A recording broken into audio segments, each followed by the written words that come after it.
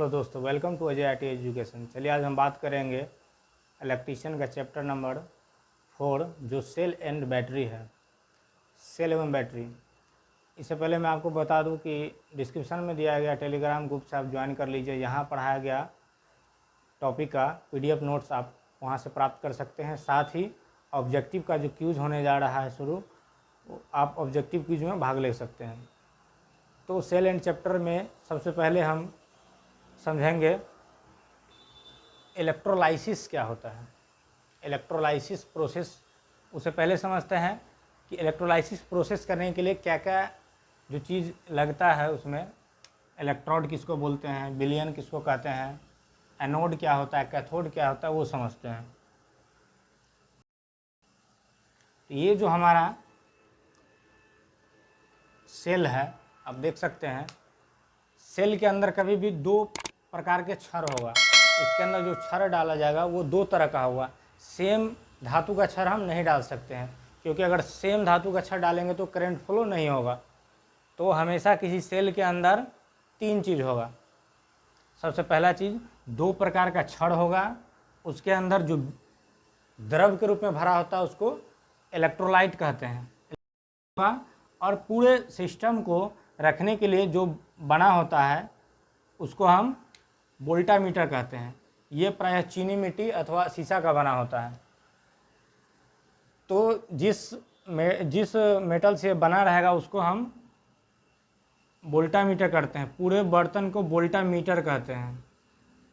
जो हमारा सेल बना हुआ है, इस पूरे सेल को वोल्टामीटर कहते हैं। प्रायः यह कांच या चीनी मिट्टी का बना होता है, कांच या चीनी मिट्टी का बना होता है। इसके अंदर जो दो धात्विक क्षण होगा इसको इलेक्ट्रोलाइट कहते हैं, इलेक्ट्रोड कहते हैं। धात्विक क्षर को इलेक्ट्रोड कहते हैं। ये दोनों इलेक्ट्रोड हो गया। जो हमारा मेन बर्तन है इसको हम वोल्टामीटर कहते हैं। इसके अंदर जो द्रव के रूप में भरा होता है, लिक्विड भरा होता है, इसको हम इलेक्ट्रोलाइट कहते हैं, इलेक्ट्रोलाइट कहते हैं, अर्थात विलयन। इलेक्ट्रोलाइट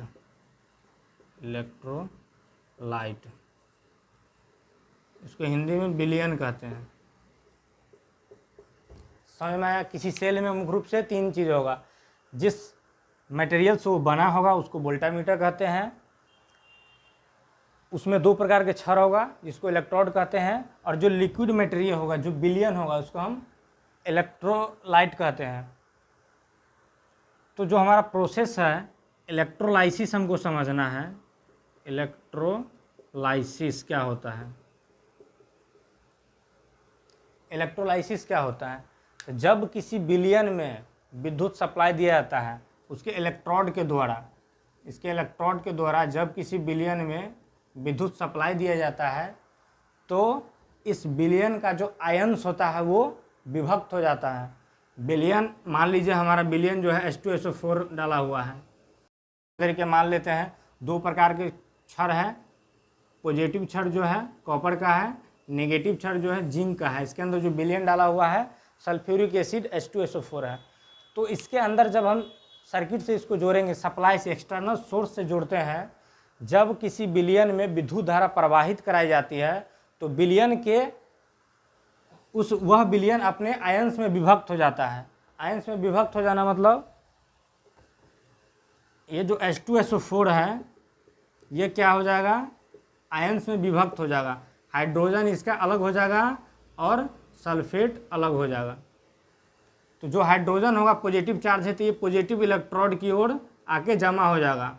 H2 क्या हो जाएगा, पॉजिटिव इलेक्ट्रोड के पास आने लगेगा। और सल्फेट जो है SO4 नेगेटिव के पास आके जमा हो जाएगा। इसी को हम इलेक्ट्रोलाइसिस कहते हैं। किसी विलयन में जब हम विद्युत धारा प्रवाहित कराते हैं तब वह विलयन अपने आयंस में विभक्त हो जाता है और इस प्रोसेस को हम इलेक्ट्रोलाइसिस कहते हैं। इस प्रोसेस को इलेक्ट्रोलाइसिस कहते हैं। अब समझना है एनोड क्या होता है, कैथोड क्या होता है। एनोड एवं कैथोड। एनोड एवं कैथोड। तो विलयन से जिस इलेक्ट्रोड के माध्यम से करंट बाहर निकलता है, जिस इलेक्ट्रोड के माध्यम से करंट बाहर निकलता है उसको हम कैथोड कहते हैं, कैथोड कहते हैं या नेगेटिव क्षण कहते हैं, नेगेटिव इलेक्ट्रोड या कैथोड कहते हैं।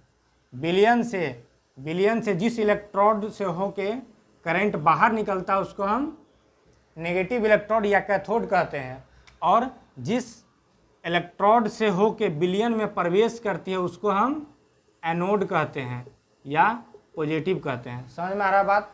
तो किसी सेल के अंदर जो करंट चलेगा वो नेगेटिव टू पॉजिटिव चलेगा, नेगेटिव टू पॉजिटिव चलेगा। नेगेटिव क्षण से बाहर निकलेगा जिसको हम कैथोड कहते हैं, और पॉजिटिव क्षण से अंदर प्रवेश करेगा जिसको एनोड कहते हैं। किसी सेल के अंदर जो करंट चलने का डायरेक्शन है वो नेगेटिव से पॉजिटिव होता है, और जब यही हम बाहरी सर्किट में देखेंगे तो इसका रिवर्स हो जाएगा, उल्टा हो जाएगा।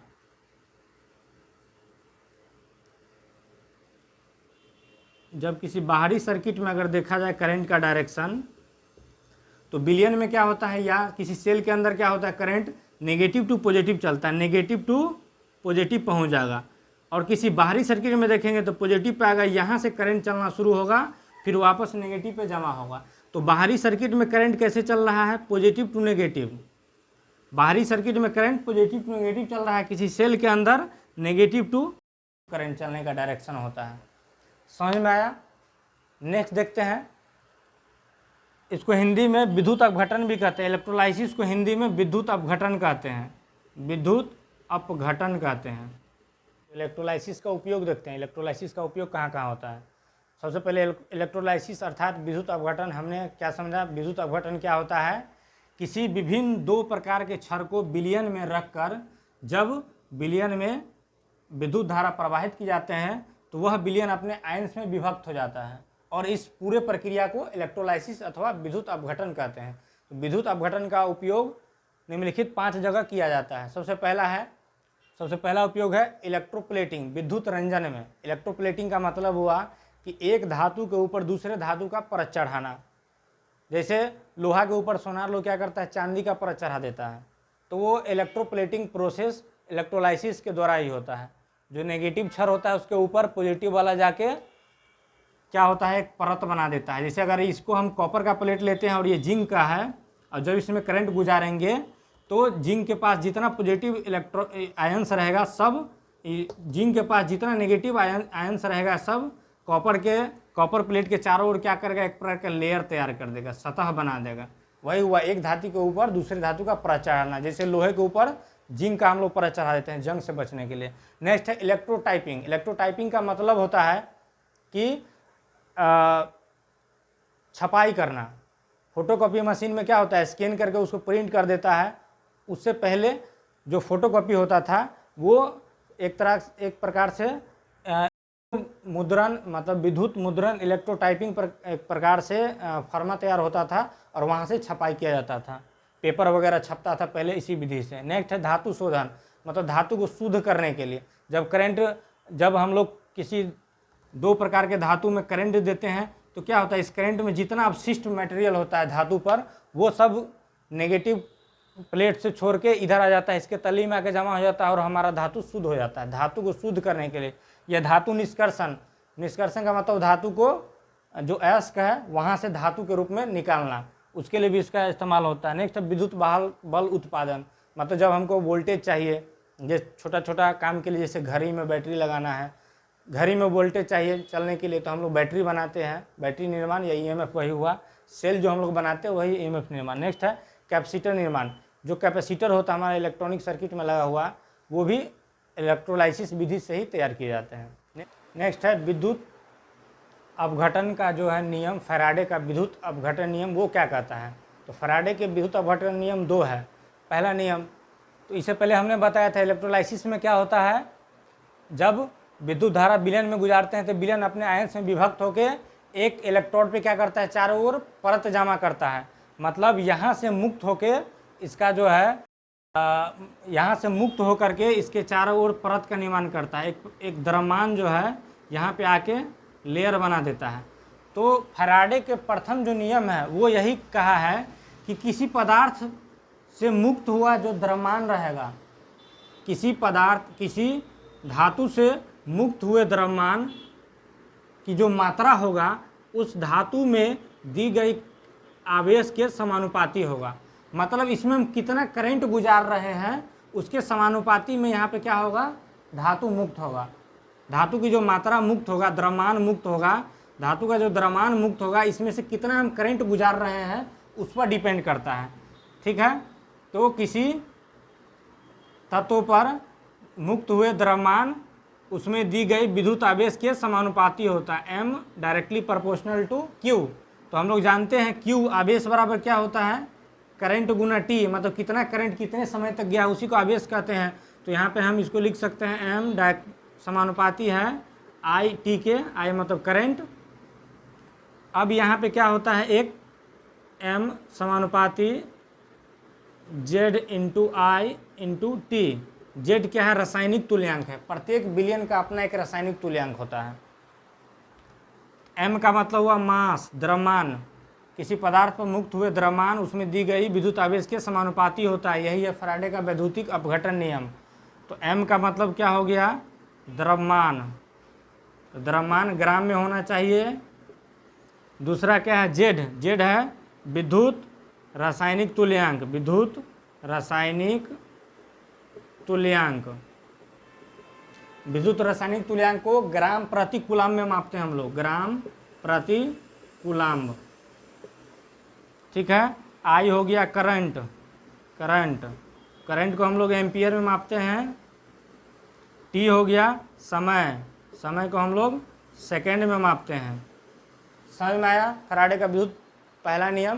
फैराडे का विद्युत के पहला नियम यही है, किसी पदार्थ से मुक्त हुआ द्रव्यमान की मात्रा जो उसमें दी गई विद्युत आवेश के समानुपाती होता है। ठीक है, दूसरा नियम क्या बोला था, अभी हमने बात किया है जेड का। जेड क्या होता है, विद्युत रासायनिक तुल्यांक होता है।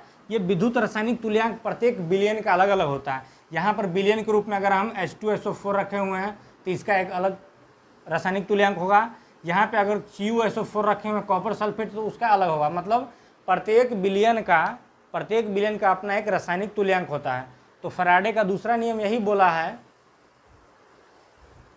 फैराडे का दूसरा नियम यही बोलता है कि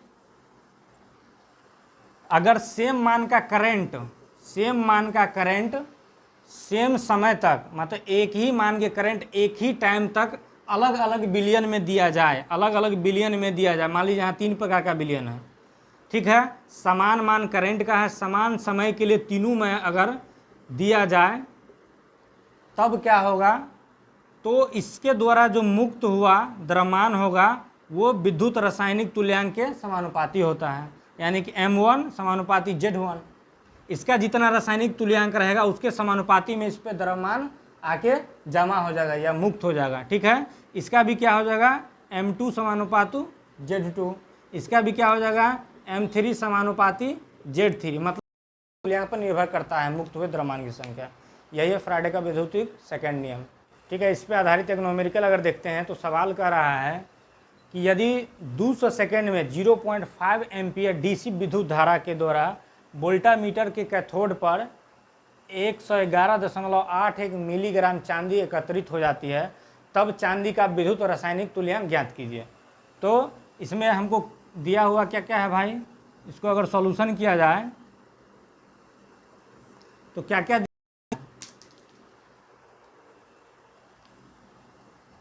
200 सेकेंड टाइम दिया हुआ t बराबर 200 सेकेंड, करंट I का मान दिया हुआ है 0.5 एम्पियर। ठीक है, और ये जो दिया हुआ मिलीग्राम, m का मान, द्रव्यमान दिया हुआ 111.81 मिलीग्राम।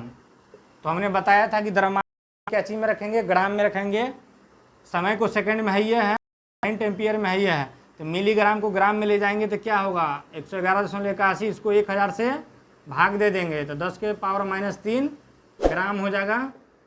अब हम लोग फैराडे का पहला नियम से क्या फार्मूला जानते हैं, फैराडे का पहला नियम क्या था, m समानुपाती होता है z इंटू आई इंटू टी के, होता है कि नहीं होता है। तो इसको हम लिख सकते हैं m बराबर z इंटू आई इंटू टी। यहाँ से हमको निकालना क्या है, रासायनिक तुल्यांक जेड का मान। तो जेड बराबर क्या हो जाएगा, m बट्टा आई इंटू टी। तो m का मान कितना है, द्रव्यमान 111.81 गुना 10 के पावर -3 बट्टा करंट का मान 0.5 गुना सेकेंड 200। इसको जब आप हल करिएगा तो ये आपको आ जाएगा 1.1181 ग्राम प्रति कूलाम। चांदी का रासायनिक तुल्यांक इतना हो जाएगा। ठीक है।